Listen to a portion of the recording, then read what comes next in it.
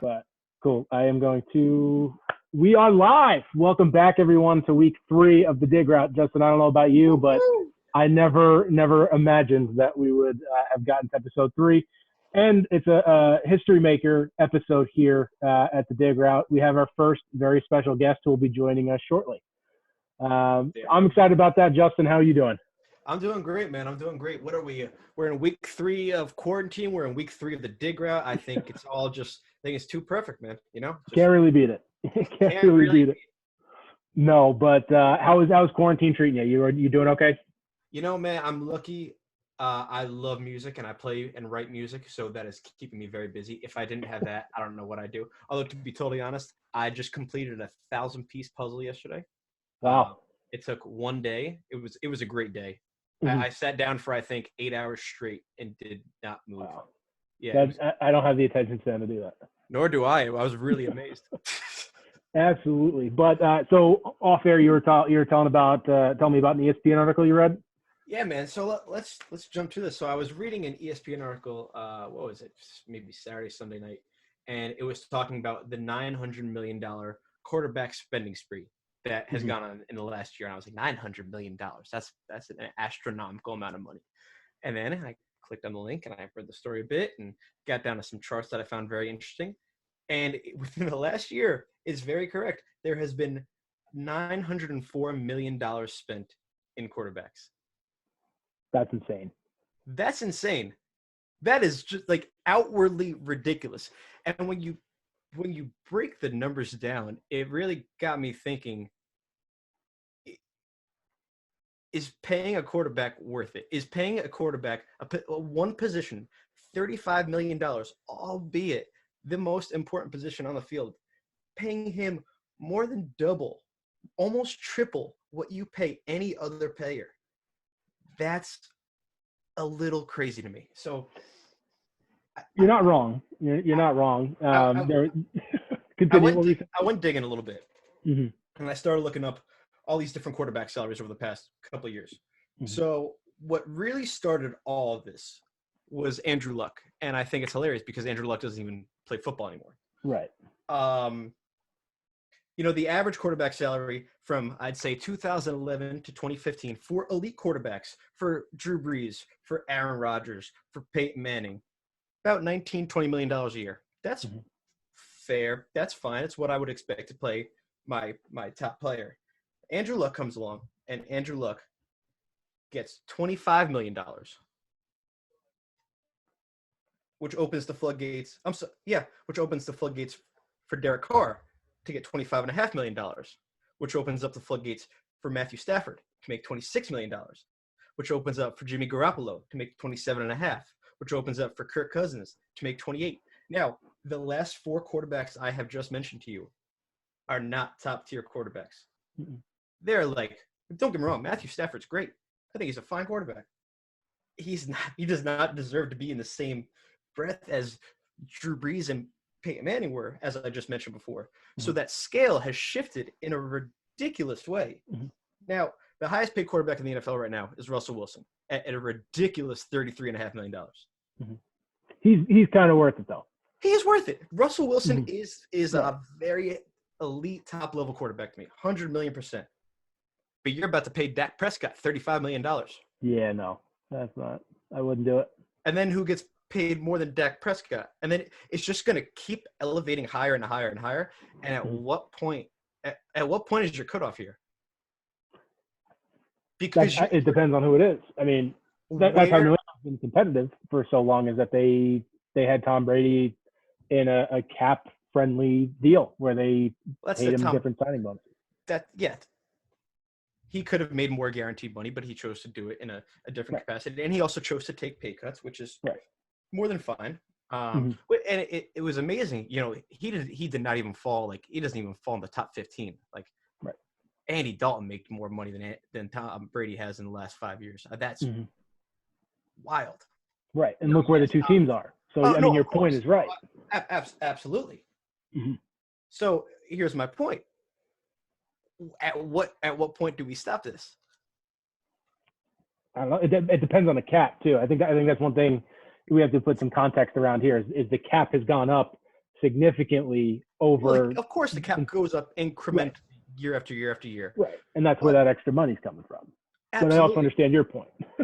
But if I'm locking my prime quarterback up, okay, let's say we'll use Joe Burrow as an example. We'll call this the future, okay? And I'm locking Joe Burrow up to a 5-year contract. He gets paid, I don't know.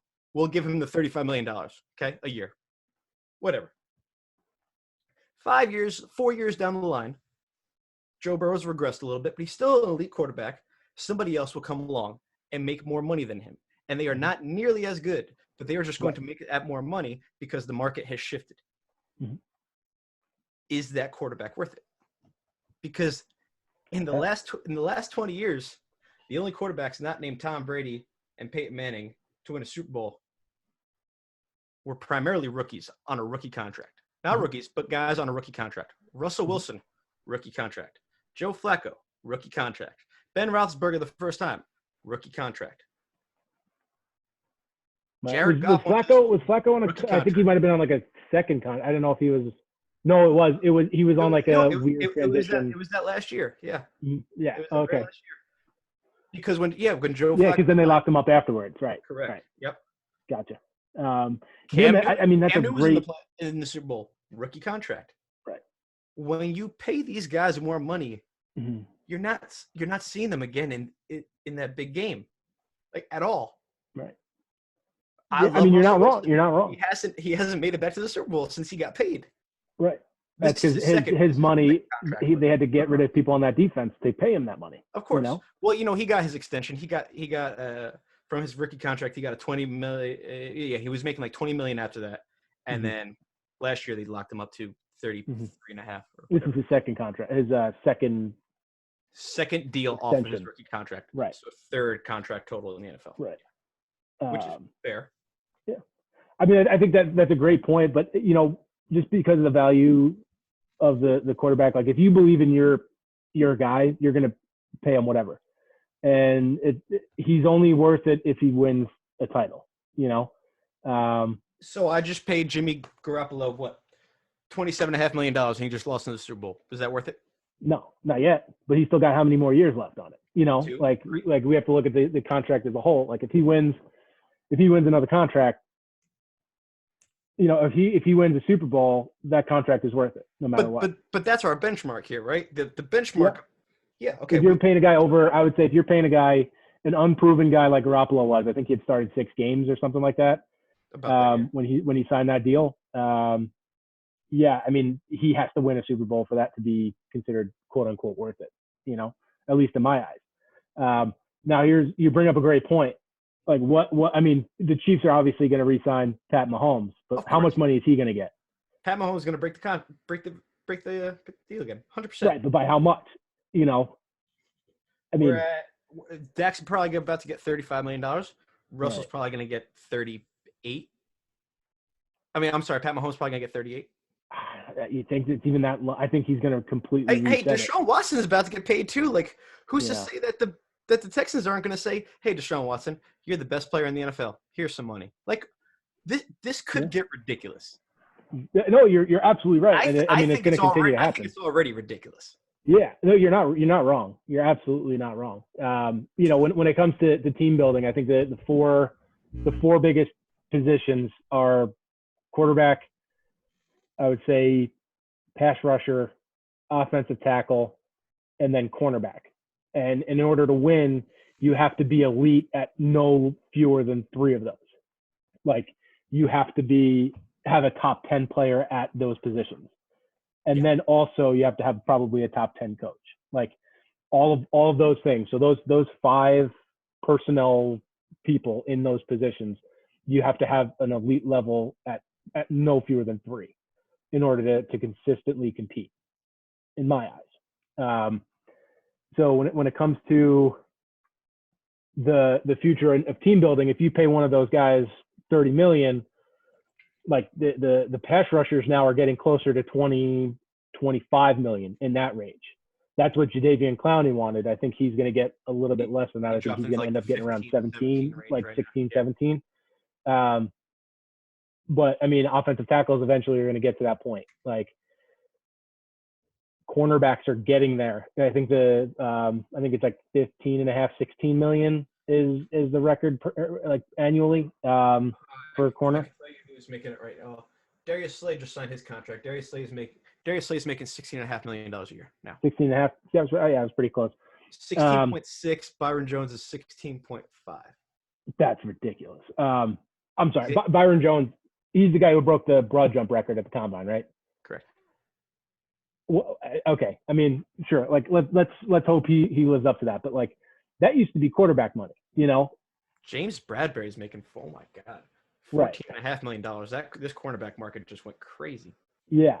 So I mean, those are the four premium positions, and anywhere else, it's a luxury. You know, it's a luxury to have a defensive tackle like that. That's an amazing defensive tackle. Like Aaron Donald is a luxury. Like he's a little bit different because he's a freak and he can have 20 sacks in the season.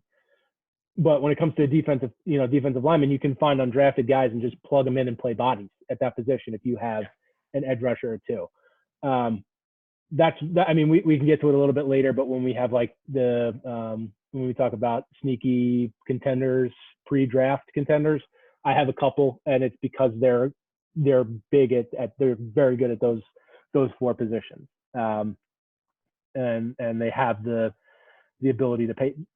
We'll get to it a little bit later too, but that's why I'm so upset with what the Jets are doing with Darnold. Because look at where they are at the other three, and they just have nothing. But I think that's really interesting. So like, you know, when it comes to the draft, like I'm scarred because the Jets only draft defensive tackles in the first round. But like when it comes to, there's a big debate in the Jets community about one of the four offensive tackles or taking a wide receiver. You know, either it's CeeDee Lamb or Jerry Jeudy if they're available. To me, like a wide receiver in the first round is a luxury, and that's if you're okay or above average at those four positions. Most because the Jets are weak at three of the four, they can't afford that luxury to draft a receiver in the first round. You know, and I think the Bengals are in a similar position. And I think I have the luxury positions already. I don't have the necessities. I have the luxury. Yeah, I have the guys to throw the ball to. I just don't have a guy to throw the ball. Right, like the Jets drafted Jamal Adams is a great player, but he's at a position where you can find somebody off the street to fill in. Yeah. You know, like how effective is it? The perfect example is to look at that in terms of drafting strategy. Would you rather have Jamal Adams, who's made 2 Pro Bowls now, or would you rather have Deshaun Watson? You know what I mean? Deshaun Watson. Right. I'd rather have. Right. I'm the same way. Like, would you rather have Leonard Williams or Vic Beasley? Like, yeah, Vic Beasley fell off a cliff after his good year, but I would still rather have him and the impact that his position alone can make rather than sit and wait and hope for a defensive tackle who's going to just had a bit of a bounce back year, actually. Right. So what would be your maximum for a cornerback then? Like if you're building a team, let's say you have a quarterback on a rookie deal. Like how would you spread the cap or at least some of the space between those four positions? So that's the tough part, right? Because if I have a quarterback who progresses well enough into his career and I have to come to re-sign him, chances are he's probably going to be asking for the top dollar amount if I want to keep him. Mm-hmm. So here's how it's going to play out. I'm going to tag him. I'm probably going to tag him again. And now I'm going to be in a Kirk Cousins situation where what do I want to pay a quarterback? At the time, I think it was paying Kirk $32 million. And they're like, no, that's crazy for a quarterback. Let's pay him 28. That's solid. Right. It's about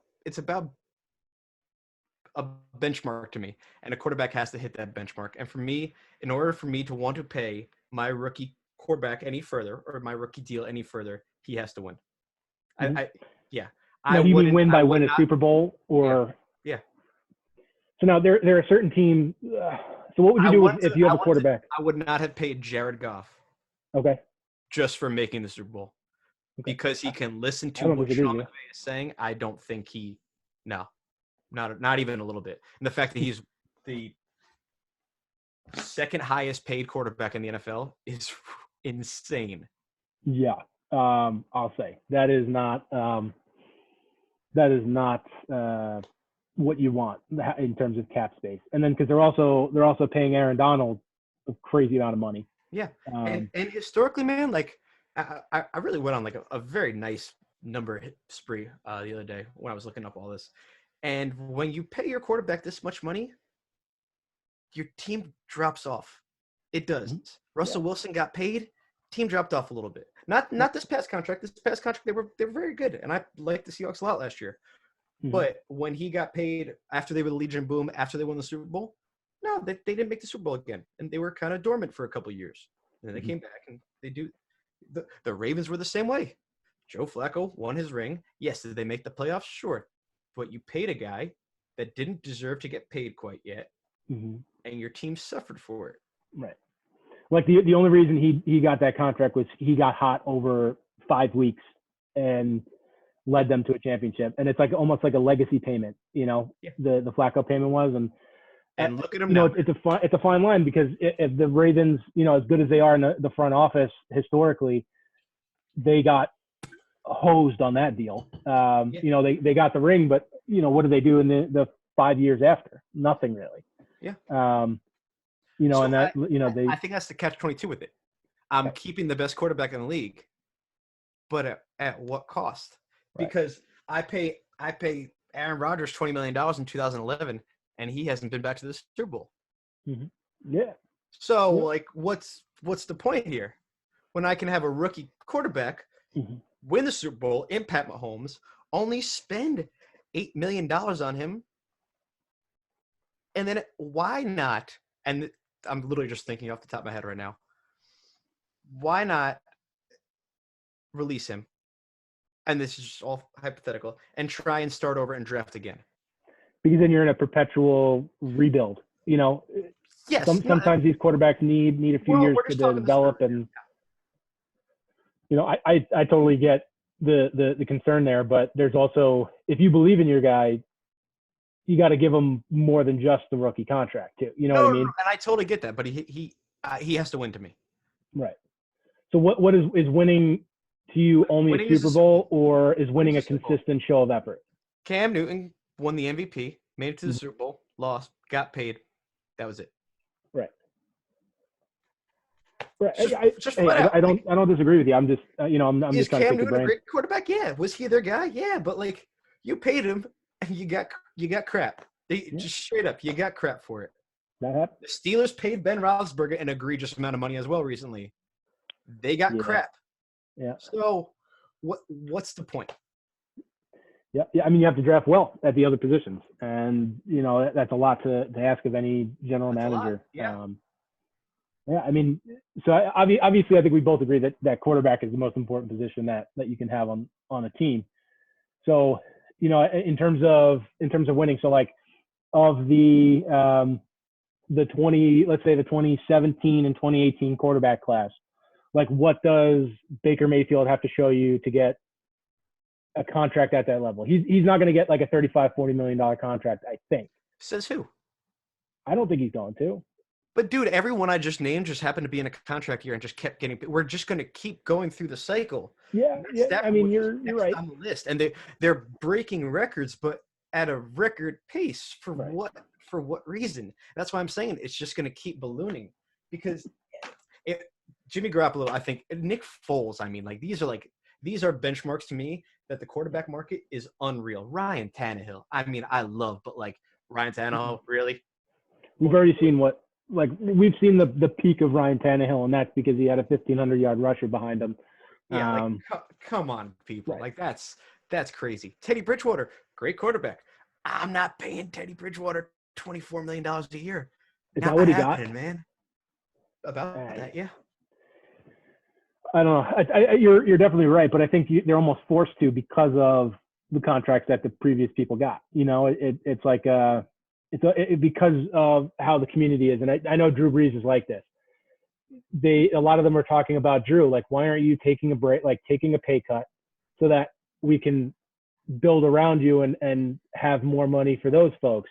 And he's like, because if I don't get paid a certain amount, the guy behind me and the guy after me isn't going to get paid a certain amount. So I'm not going to take a pay cut because the guy's after me. and I get that, but I also understand how that hampers and stops a team from potentially winning. Like the Saints, I think, are the perfect example where they paid Drew Brees and they struggled for years, and then they started doing better because they drafted well. They've drafted 5 or 6 Pro Bowlers in the last 3 years. Yeah. So Cam Jordan, Alvin Kamara, Michael Thomas. Yeah. right, and all and Ryan Ramczyk too. At tackle, and so that's how they've rebuilt. Not they've overcome the burden of Drew Brees' contract by drafting well. So I mean, you kind of handcuff yourself a little bit, but I think it's worth it for a quarterback like Drew Brees or like Pat Mahomes is going to do, because he's already won the ring, and because he's so electric as a player, you have to pay him. Like no, of course, and they will, and Mhm. yeah, I totally get it, but it just to me it just makes you think a lot. Oh yeah, I think it's great. I think it's definitely something we can keep exploring, just as more, because this is around a time where I think GMs are going to start re-signing their own players a little bit more. Russ got paid in April. Yeah. Yeah, just Jared Goff got paid around May, June. Yeah, or at least start talking extension, because they already have their physicals already in house. Because a lot of what's going on now is that the deals aren't fully done; they've just been agreed to. So like the Jets are still showing as like $45 million in cap space, but they don't really have that much. The deals just haven't been signed yet. Exactly. But so I would definitely be on the lookout for that. But our guest is in the waiting room. Do you think we should let him in? What do you think? I think so. I think we'll let him in. All right. So, ladies and gentlemen, this is one of our very close friends. He comes from us from the Boston, Massachusetts area. Al, how are we doing, bud?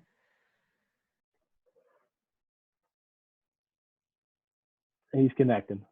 All right. How you doing, buddy? You hear me? I can hear you. How are you? Oh, dude, so good to see you both. How are you guys? Good. Good. Been too long, Justin. Al B, dude, it's what grew Boston, I think, man. Wow. Dude, it's wow. It's been a minute, dude. I was trying to think the last time I saw you. It's been a long time. I feel like I ran into you at Groove Boston in like 2014. Yeah, that was probably the last time. Nuts. Yeah, wow. I have a beard now, man. Like life is crazy. No, I mean he's married over there. That's what I'm saying. That's crazy, man. I'm adulting. We've been laying mulch the past couple days, so that's my life. It's actually quite fun. I actually enjoy it a little bit, and I think that's scaring me. I ride out on my John Deere, riding lawnmower. Yeah, I'm like, wow. I'm like real Indiana now, man. You got a Bud Light too? Oh yeah, oh yeah. You little frickin' Hoosier over there. Dude, you're so Midwest now. So Midwest. Yeah, it's crazy. I've caught myself saying "oop" like when I bump into people. Sorry. You and Dan Dockich took it along real well. Oh yeah, Dan Dockich. He's an interesting character. He's very interesting. But Al, I just wanted to get your opinion on this. We were talking about quarterbacks and just some of the ridiculous contracts that these guys are getting. And you've been fortunate to have had Tom Brady for the last few years, where he had taken more team-friendly deals. But Justin's question was, when is a contract, or when can you consider a quarterback contract worth it? Is the Super Bowl the only bar, or is there another bar that you can use to determine if a quarterback contract is worth it? I'm not sure if Super Bowl is the only bar. I mean, selfishly, as someone who just watched the Patriots have the success they had, I want to say that, but I can't. I understand I can't say that. But I do think it's important to, like, if you're going to pay a quarterback, Russell Wilson type money, like, they have to have showed you something beyond just a regular season, and maybe it's playoff wins, playoff performances. Like, to me, these contracts going out to the Kirk Cousins of the world, like, I just don't get it. I don't get it. Like, I haven't, like, I mean, you just don't see enough. Like, you see the potential, you see the regular season numbers that maybe someone like him puts up, but. And yeah, he made a Pro Bowl or two. Whoop-de frickin' do, man. Like, I know. Doesn't warrant it to me. Yeah. So for me, it's even beyond regular season wins. I want to see like my quarterback win me some games in the playoffs for Mhm. me to dole out a $30-something million a year But contract. every quarterback that comes into a contract year inevitably gets that top dollar. Matt Stafford, Right. Jimmy Garoppolo, Kirk Cousins. It just keeps happening. So at what point does the franchise say, okay, yes, you're in a contract year. Yeah, you're my guy. Yeah, you're really good and you've won a few playoff games. You're Baker Mayfield. You're great. But you're asking for that much money? Not happening, dude. Yeah, I mean, I You think saw it with the Redskins. no, you're right. I mean, and even to a left, I mean, you could say Dak too right now. I mean, I know the Cowboys are paying him an insane amount of money, but it feels like they've been a little reluctant to give him like a 4 or 5 year deal. Paying him top of the market. Because what And have you done? right, They had a 5-1 record, I think, to start the year, and right. then also their But I record was just a cakewalk. But their schedule, but regardless, but I think where teams back themselves in the corner is like, what are the alternatives? You've invested this amount of time and resources into Dak Prescott. Like, unless you think you've got another guy in your system or you think you can find him in the draft, you kind of have a gun to your head, for lack of a better word. do you think at any point we can change the landscape of the NFL again? Like how it used to be like a running back oriented league, and now it's clearly a quarterback. It's a friendly passing throwing league. Do you think at any point we revert back and we go back to a running back oriented league, and that sort of reverts back to that premium position again? I don't think so for two reasons. One, I just think the shelf life for a running back is why we'll never see it again. Just as guys get bigger, faster, stronger, and running backs, take the biggest beating of maybe any player on the field outside of like an offensive lineman. So I don't know if that would ever happen. And also just unless the rules were to change, like it's right now the game is just built on scoring, in my opinion, and like Yeah. seeing like the calls that these receivers get and just what cornerbacks can do now versus what they could do 10 years ago. It's just a different game. And I think, the NFL likes the high scoring offense. It's kind of adopted the college mentality. And I think they think the fans want to see that. So I'm just not sure. Right. A monetary aspect too. So I just don't see it ever going back. I don't. I think that I'm not in the camp that thinks running back is totally devalued. I don't think you need to I don't think you should be drafting a running back in the top 5. Like I don't think you do the Saquon Barkley thing. I think you can get a running back in the second or third round, and like there's value there. But but I don't think we'll ever get back to a point where it's a running back led team. Even though I guess you could make the argument that the Titans this past year, were more reliant on Derrick Henry than they were Ryan Tannehill. Mhm. I think that the Derrick Henry one is a great point, just because he was their catalyst all the way through. But like we've seen before, guys get hot and carry that team through. So I don't know how much of that is going to be like a continuation into next year. And then like your point, from the beginning of your point, the shelf life. Like yeah, he's a freak of nature, but how many more years is he going to be able to do that? 3 at most. Like he's. So what do you pay a running back? I don't. Go away. Yeah, I don't pay him. So Ezekiel Elliott makes $10.5 million a year. Have fun in wherever team you're going next. Like I can find another Zeke Elliott in the 3rd or 4th round with that offensive line. Yeah. Like you can get that production elsewhere. Like, and now I don't mean to say that any 3rd round scrub is Ezekiel Elliott, because Ezekiel Elliott is a special player. Ezekiel Elliott isn't worth $15, $16 million a year. He's just not. I agree. And I'm not going to pay I'm not going to pay a non, I'm not going to pay a position player who doesn't impact the game like a quarterback does that kind of money. It's too much for me. Too rich for my blood. Although my team paid Le'Veon Bell like $17 million a year. So. Right. But I mean, I think it's 13.125.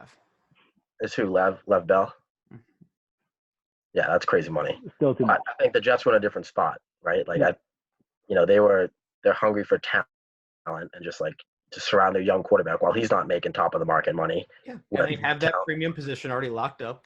Right. To that rookie contract. Right. But I guarantee you this year, as great as Derrick Henry was for the Titans last year, I will not be shocked if they draft a running back this year and then they ride out Henry one more year and they say, see you later. If they're a smart team, that's exactly what they'll do. Yeah. Yeah. I wouldn't be shocked if they drafted a running back. No, I think they will. Yeah. Like a 3rd, 4th round running back. Yeah, I think. Yeah. make that move. Take the kid from Utah or something, like just draft a running back, and then if Henry doesn't want to be franchised in the next year, then you say goodbye. Mm-hmm. See ya. Have fun wherever you're going. That's what I would say. But so Al, what's been going on with the Patriots? I try to not pay too much attention to them and what they do until they ruin my 2 Sundays a year. But so what's been going on? Who's starting at quarterback? I heard somebody year? Left. Yeah, just some random guy. Some like no-name guy just left. Some bum. Yeah. Hey, show some respect to Tom Brady, please. Don't disrespect him. Listen, I've had my relationship with Tom Brady. Okay, we share the same initials. It's fine. I've always respected him. Mm-hmm. I've always hated him. I think I can hate somebody and still respect them as a player. Like I've never said anything poorly about how he plays and who he is, and I think I hate him so much because of how great he is. And you know what I never understood? What? Giant fans. Well, one, in general, why you're a Giant fan, but two, why do you hate Tom Brady? You beat him twice. Yeah, I don't understand Giant fans. I mean, is like so far over my head. I can't even begin to tell you. I can't deal with Giants fans. I can't. No, I can't. They make no sense. We could spend the whole night talking about Giants fans. Can we do that one day? This is a week-long Giants trash talk, and I can go off all night about the Giants. Oh my God. We can get some serious traction that way, guys. I don't know. Yeah, get some clicks. You want to do something click-worthy? Let's get a couple Giants fans in here. But so I've always respected Tom Brady. I'm excited to see how he does outside of New England. But just in terms of your view of the team, what's been going on? How have they tried to build around losing him?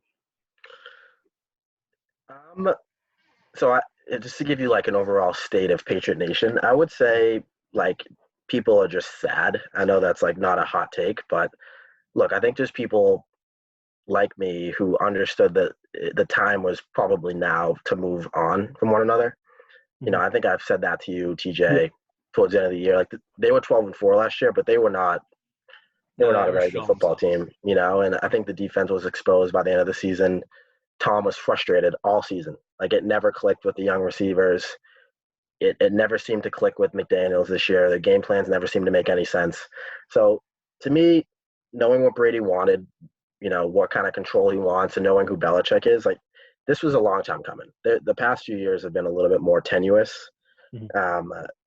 And I think Brady has been a little bit more vocal in maybe certain subtle ways in press conferences and interviews about just like how unhappy he was.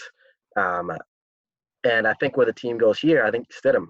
I think they're definitely pumping his tires, and I think that the Pats are, funneling a lot of stuff to the media, saying how great they think, how highly they think of him, and how great he was last year, and we'll see. But I am in the camp of wanting them to roll with Stidham. Mm-hmm. Like I don't really want them to go out and get Jameis Winston or Cam Newton. So you're not a Brian Hoyer believer? For sure not. I'll take him as a backup to Stidham, and if Stidham sucks and you throw Hoyer in for 8 to 10 games, I'm sure you could probably win 3 or 4 of them. I think you're selling the Pat Short there. With Hoyer. Yeah, but I think the term this year is retool. I don't know if you can ever fully rebuild with Bill Belichick as your quarterback, as your coach. Nope. You don't have him as your coach and rebuild. He's going to win you 3 to 4 games alone off his mind. So if Stidham can be serviceable, I still think the defense is decent. I mean, their secondary is great. That's their strength of their team. It was Gilmore and McCourty and some of the guys they have back there. So I think the term is retool. They obviously they had 0 cap space this year after they re-signed Tooney or franchised them and brought back McCourty. They have like the most dead cap money in the NFL this year. Mm-hmm. Like $29 million, I think, is counting against their cap of players that aren't there. So next year is the year that I would expect them to be able to add to the roster. But I think Pats fans are going to be frustrated this year. I think people have gotten really spoiled, obviously, with, bookmarking a 10-6 season at the minimum every single year. More than that, 12-4. like sleepwalking through the AFC East. And though I do think they should probably be the favorite because until someone dethrones them, I think they have to be. I think it's going to be a frustrating year, but I think we'll have a season. Like I think they'll 8-8, 9-7 with the expanded playoff format. Maybe they find a way to sneak in if Stidham plays decent, but yeah. So it's definitely somber times in Pats Nation, that's for sure. Yeah, I think they're definitely rolling with Stidham just because their first 2-3 moves were to re-sign McCourty, re-sign Slater, and then franchise Tooney. So I think they're ready just to roll, putting Stidham in Brady's place and hoping for no fewer than a 3-game drop-off. Like I think that's totally within the realm of possibility. And I was going to ask you what you thought about the AFC East because I think the Pats are still the favorite. Like I still think they're. Yeah. Oh, absolutely, absolutely. Bill Belichick is better than the 3 coaches in that. Move to me catapulted that. So the way I see it is you could build an AFC East super team minus the Pats players and play them against the Pats, and I still think the Pats win. Like I don't think it's really like that defense. Yeah, they're probably going to take a step back from last year, but that defense is still one of the top 5 defenses in the league. Like there's nothing you can do to really tell me otherwise. Yeah, I don't think they'll be that good this year. And they played at their peak last year. What did they start? I think the Pats started 10-0 last year, at least 10-0. They didn't really beat anybody, and I think that inflated some of the defensive stats. Have we seen enough from Josh Allen to know that he I think Darnold's good, but I don't know there's enough around him yet to warrant that consideration. So I just, they definitely have the worst quarterback, or they might, depending on what the Dolphins do. I guess if it's Fitz, maybe I'll take that back. But I think now they have that man can grind it out. All right. Yeah. No, you're right. I'm actually like the Pats do have the worst quarterback. Like they have the most unproven quarterback. So like unproven. That's the best word you can use. Yeah. So we'll see. But it should be interesting. I think we're going to have it's going to be competitive, which you can't say that for the Pats. It's going to be the first time in like 20 years that they're going to have to grind out every week. Like I know, there are some Pats fans out there that just, sleepwalk through the regular season. Week 16, 17, they start waking up as like an appetizer to the playoffs, and their season really starts week 18 actually week 19. The second round of the playoffs, because there's usually that bye. That's also where the new playoff format gets a little bit interesting, is because there's only going to be one bye. And I think the 2012 Ravens are the only team to win were the last team to win a Super Bowl not having one of those byes. So that's going to be super interesting, and I think that's what one of the downfalls for the Pats were this year was they didn't get that bye. Like I think if they got that bye, I think they might have lost to the Chiefs in the AFC Championship game. I'm just going to say definitely lose to the Chiefs. Yeah, I think they would have lost to the Chiefs. You think so? I think so. Know. Yeah. I don't know. Maybe I've just been so like. You've just been hurt too many times by the Patriots. Yeah, I'm going to think the Patriots win until they lose. Save their life. Yeah. No, they weren't good last year. They were not good. I don't care what the record said. That was not a good football team. I don't know. The games that I saw against them, I only really watched the Ravens game and the 2 games against the Jets. So they seem pretty good in the 2 of the 3 of those. So. My favorite win of theirs last year was against Buffalo. Was that like the last week of the season or second? No. Last week of the season they lost to the Dolphins. Do you remember they blew up? Right. Oh yeah. Yeah. And that was like just the perfect example of their season. Start fast and just totally shit themselves by the end of it. The defense was a shell of itself by the end of the season. Just a tortoise over the finish line. Yeah. Oh yeah. But their best win was probably against Buffalo.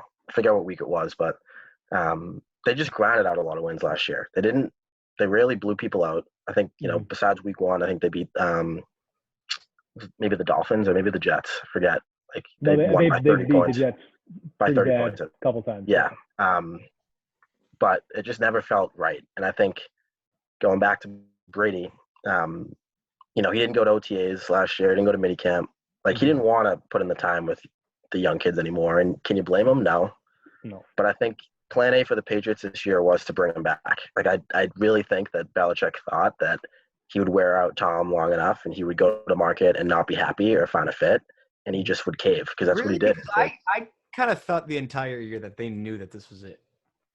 So I think that, and people have reported it out here, that I do think that the Pats did think that Brady would cave. Like I don't think they actually thought he was going to leave. I thought they thought he was bluffing to some extent. Like I think Bill had a plan for if he left for sure and was comfortable with it. But I do think if they could have had Tom back under their terms, 1 year deal, incentive laden, like they would have done it, and they would have let Stidham wait another year, and they would have just done the same dance again next year. I mean, I honestly do think that you can say that the moves to bring back Tooney and Slater and McCourty were because they knew Brady was gone. But I've also heard the argument that, well, they thought he was going to come back, and they were going to try to make one other kick at the can of it, and and I think that they didn't know. That Brady was going to really find an opportunity even, the Bucks, as great as they are, I mean, I think there were rumors that maybe the Cowboys would get involved or one of these other kind of more high buzz teams, and it ended up being the Bucks, and he dipped out. And you kind of give him credit for just kind of wanting to do his own thing. And I think Bill's ready to do his own thing too. Yeah. I heard the market really wasn't as there as I think he thought it was going to be. Yeah. Like I think it was the Bucks were the most serious one. And then the Pats were just going to wait until to see if another team like really blew him away. Yeah. And then I think teams probably inquired about him, but I think once they saw that he wanted 2 years, because that's the scary thing with him is that he's thinking 3 years ahead with the deal that he's signed because he made it so that he can't be traded and that he can't be tagged after the 2 years. Right. So why would somebody put that in their contract if they weren't planning to play a third year? Right. After that. So, I mean, that's something to look out for. What do you think life after football is for Tom Brady? He's probably gonna do something in LA or in New York, something with his TB12 brand to make it like an empire, like A-Rod Corp or something like that. You don't foresee him taking the Jeter route and head into an ownership standpoint? I don't. I think he's too competitive to be an owner where like he doesn't have as much of a say in it. Like I think he's a little bit of a control freak in that he needs to have his hands on everything. Like the first thing he did when he signed the deal with the Bucks was he wanted the phone numbers of every offensive player so that he could text them and like start talking to them. And that's great. But that to me just shows that I don't think he could be the CEO. I think he's more of like a manager type of person, where he can still do the work himself. So I think if anything, he'd go like a GM route where he can have a say in who the players that he brings onto the team are. But I think the owner is too far removed from football for him to actually consider it. But that's just me. I don't know the guy. I just, I could agree with that. But he definitely doesn't have like the analyst. He's not a Tony Romo. No, he's not going to do that. No. What I could see is 10 years from now, a Peyton Manning led team against a Tom Brady led team in the AFC playoffs. So we have to relive that rivalry all over again. No, that'd be fun. Yeah, that would just be freaking wonderful to relive that. But also, never mind. I'm not going to say it. That's right. I was going to brag about something that happened 10 years ago. I was gonna say, the last team to beat Peyton Manning and Tom Brady in the playoffs in the same offseason. Mark Sanchez led Jets. Mark Sanchez. Oh yeah, you're damn right. The last guy who fumbled a football by running into somebody's ass cheeks. Geno Smith. Correct, Mundo. He did it against his own butt, I think, right? And then he went behind the back. Oh God, man. Wonderful. So let's move on a little bit and go see what's happening in the jungle with Justin's Bengals. What's happening, man? Man, I got to be honest, not much has changed this week, but I will say that it seems that week after week through the NFL season to now, Zach Taylor has truly stolen the heart of Cincinnati. I mean, Oh, has he? they love this guy so goddamn much, man. It is crazy. He's doing a lot of really great work out there, for COVID-19 relief and volunteering at churches and food banks and giving a lot of money. And he's been a really awesome light to the community. So I think from that standpoint, very excited. Whether he becomes a good head coach or not, remain to be seen. But really like the work that he's done around the area. Other than that, we've been pretty quiet this week. We did just release Drake Kirkpatrick, our starting cornerback for 8 years.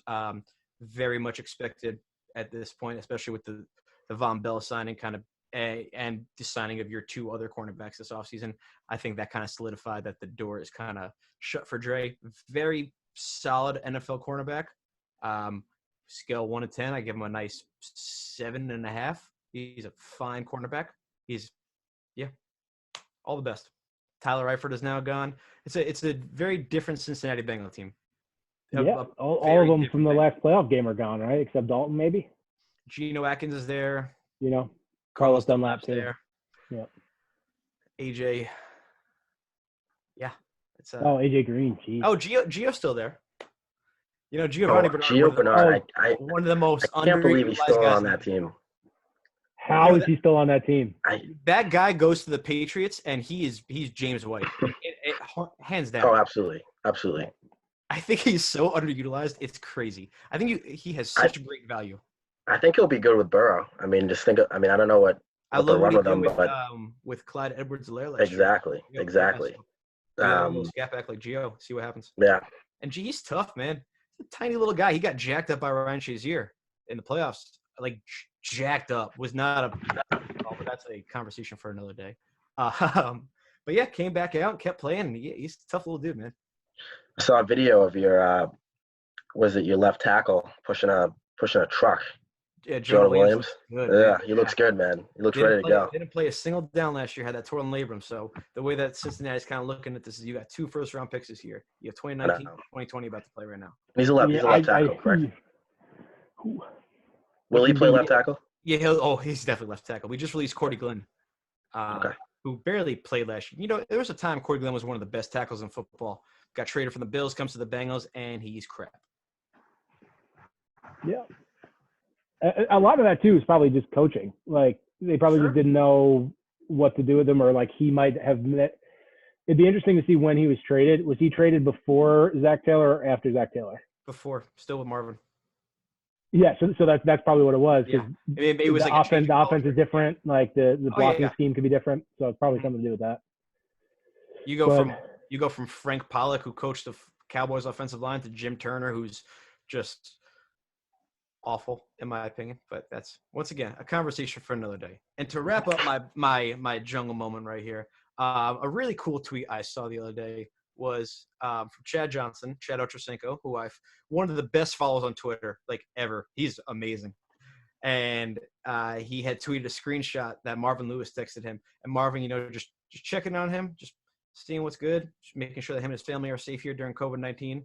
And I think Chad's response to that, I think, was really awesome. Just that he was still very touched by a guy who he has not been coached by in, 10 years at this point, close to it. And he's still caring, and he's still there for him. So I think, it was a great display of the character of Marvin Lewis and the character of the guys that he had on that team then. Yeah, I'm sure Marvin Lewis is a great guy, but he set that franchise back like 10 years. Wasn't going to say anything, but yeah. It was about 5 steps forward for the first 8 years of his contract. Yeah. And then about 7 steps back. He should have been fired after that Pittsburgh game. Yeah. Yeah. That's when you lost total control of your team then. Oh yeah. And I mean, in that big of a moment, like you get the Burfict penalty, and then you get the Jeremy Hill fumble. Right? That was Jeremy Hill who fumbled? Jeremy Hill doesn't have a job yet. Yeah. Last I checked, he was actually on the Pats. He was on the Patriots last year. You dropped him yet or no? Say that one more time? You dropped him yet, or he got a ring? No, he was – I think they cut him. I think he got cut. He was trash. Yeah, I know. He was trash for them. We broke him. I'm sorry. Yeah. I think that fumble truly destroyed his NFL career. I think that really mentally screwed with him. He was not the same running back the year after. We were not the same team the year after, bar none. Did but he play with Joe Mixon, or No, was he gone? Jeremy Hill. he was Yeah. gone. Yeah, Joe was to replace Jeremy Hill. Gotcha. Because but I didn't know if they because they don't think that like Gio a is good enough, not good enough, durable enough to be an every down back, which I don't know if he is. But No, at 30 years old, I'm not going to test Giovanni Bernard at this point to see if you're starting an NFL running back at this point. no, Well, he's got his role. He's Yeah, good at what he can do. I great just blocking can't believe running back, but yeah. Yeah, I mean, but so what are we looking out for from the Bengals this week? Anything crazy? Anything on the horizon? You're going to see a lot of really dumb trade offers that scroll around Twitter. How Saying many first round picks would you need to give up on Joe Burrow? 7. Like 7? 7. What if All right. what if it's from I'm the jumping the gun. Redskins? I'm jumping the gun. 5 and 2 seconds. Let's say it's the Skins who offer it. So like you would still get Chase Young after. Mhm. What still the same? Yeah. If the Bengals think that he is like the next great quarterback, there's not a single price you can put on trading him. 7 first, 10 first, 12 first, 15 first, it doesn't matter. You think you have your quarterback, you take him. That interview with Joe Mixon at the combine, I mean, and they couldn't stop drooling, man. They love this dude. They walked in there. I love Joe Burrow. With the dicks out. I mean, they were all over this man. I think he's going to be good. I'm excited to see what he can bring. You know, I've been watching a lot of tape on him just because I'm a huge football nerd. And dude, you like don't even look at the throwing that he's making. Look at it, the presence in the pocket, the mobility, the awareness of everything around him.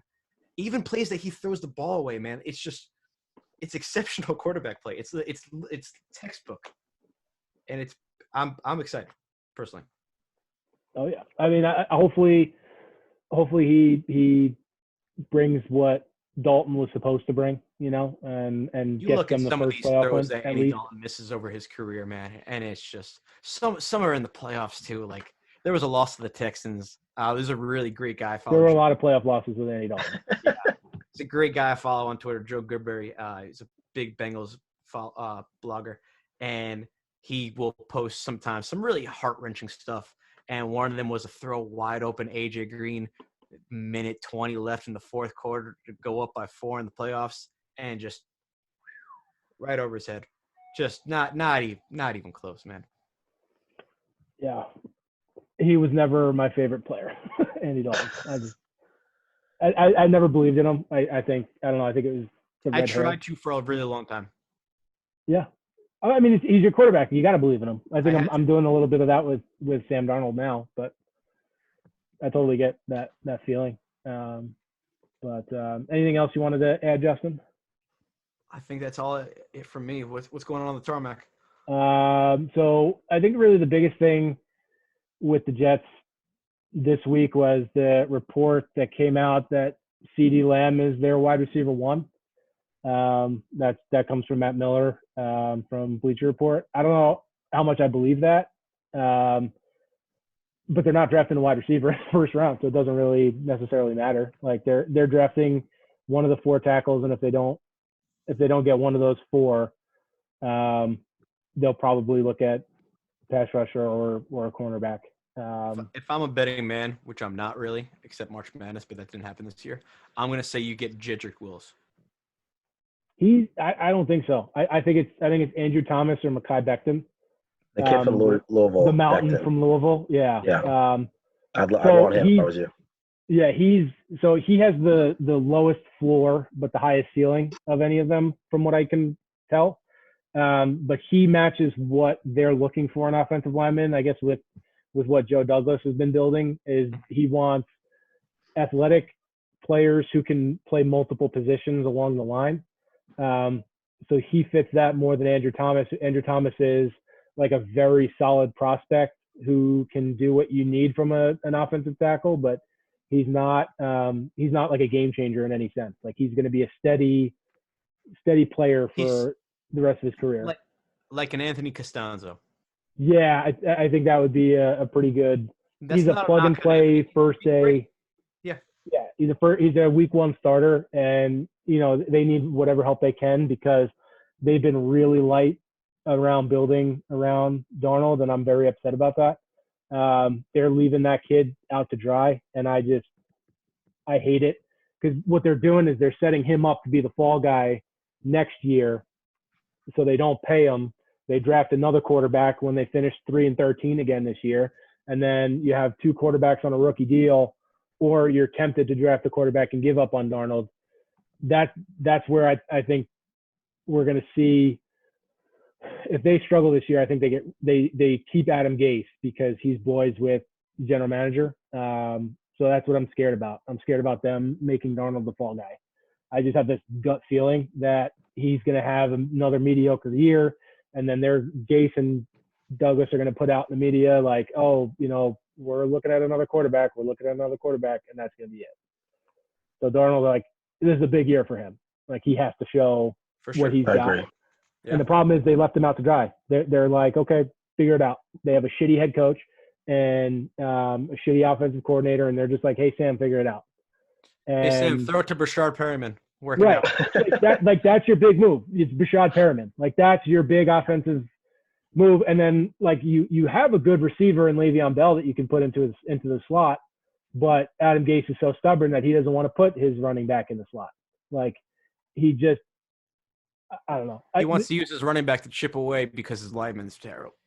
Next week, I'm going to challenge myself to not mention Adam Gase because I feel like this is becoming an Adam Gase haters podcast, and that shouldn't be the case. We could do that. We could. I don't think many people would want to listen to that, though. I don't think they would. But I'm just saying, there's a lot of content.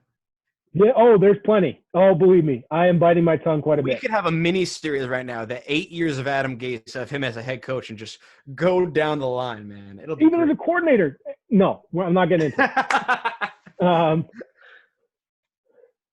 it. You have a quarterback on a rookie deal. You should be doing everything you can to build around that player. Yep. Look what the Rams did with Jared Goff. And Jared Goff is a separate case, but they've done everything that they could to build around him. Same thing with the Chiefs that they did with Pat Mahomes. He may not have needed as much help as he's gotten. He's that good of a player, but they built around him quite substantially. Just with bringing in Sammy Watkins and just the embarrassment of riches that they have on offense because he's on a rookie deal and because they wanted to see him be successful. He's not on a rookie deal, but San Francisco did it in around Jimmy Garoppolo. You build around your quarterback. And I don't know what they're doing in New York. Yeah. Hopefully I'm wrong, but the over/under on wins is 6.5 for them. That's the easy under. Under. You think they're going under? Yeah. So here's the thing. I think that, which means that they probably, that's a tough one.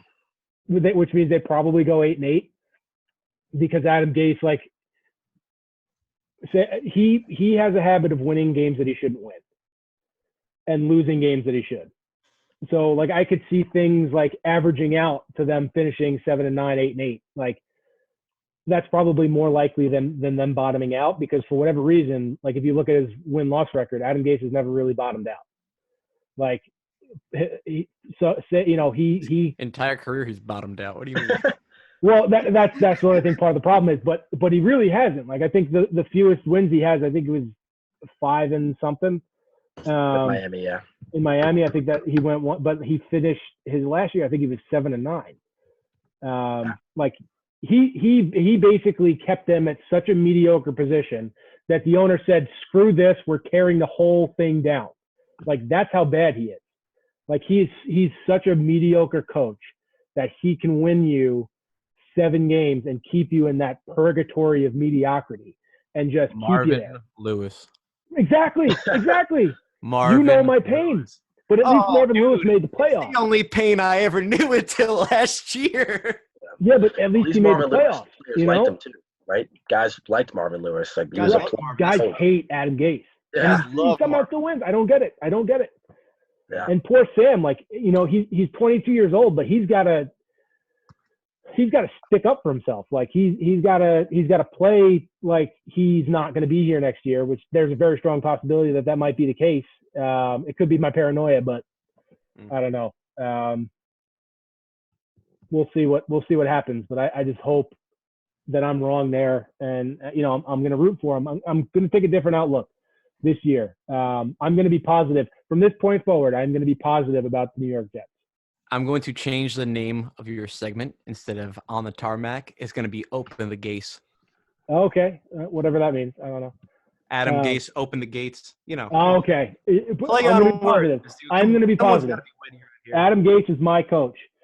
Speaking of my former coaches, this is another thing. Did you see Rex Ryan call Amari Cooper a turd? I did. What did you guys talk about? Like, yeah, okay. Outlandish. He may have struggled in bigger games, like towards the end of the year last year, but he was hurt, man. Like, what are you doing, Rex? A turd. You're a grown ass man, and you called a kid who's 3 times your age a turd. Fuck out of here, Rex Ryan. Dude, the guy has fished for a headline since he was a coordinator, since he was a coach. I mean, I've been over Rex Ryan since the day you hired him, since the day he started sucking on toes. Like I'm over, dude, man. Allegedly. Okay. Allegedly. Does he have a tattoo of Mark Sanchez? Yeah. Well, no. It's a tattoo of his wife in a Mark Sanchez jersey. Even worse. Even more disturbing. Okay. He's a cartoon character. Point is that he's not a real person. He is. He's a caricature. Brother than I do Rex Ryan. Al, what do you think of Sam Darnold from like an outside perspective? I think he's good. I really do.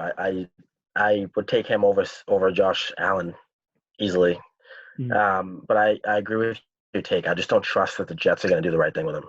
And I don't think they've earned that trust. I mean, absolutely not. No. Like your point about like, this is the time you want to invest in your team around your quarterback. Mm-hmm. Like the Kansas City Chiefs, after this year or once they pay Mahomes real money, it's going to look different, Mm-hmm. and they're going to have years where they're up against the cap and, you'll see them make hard decisions. You'll see a player that will surprise you be gone, and the big thing is protecting your quarterback. Like the whole notion of like thinking about the Andrew Luck scenario. I know it's not an apples to apples scenario, but like my biggest fear if I'm a GM or a coach or a franchise is that like you're just not protecting your quarterback enough where they're taking a punishment in the first 5 to 6 years and they just don't turn a corner from that, whether it's mentally or physically. And I would worry about that. So your point about investing in the offensive line, investing in weapons around them is so valid. But the Jets are the Jets. Like they'll find a way to screw them up. Yep. The worst part is I thought we were getting a reprieve with Woody Johnson going over to the United Kingdom to be the ambassador over there. Get some new like leadership, and it's been even worse. It's been even worse. Yeah. Like I don't know. We'll see about what happens there. From this point forward, I'm going to be positive about this team. Okay.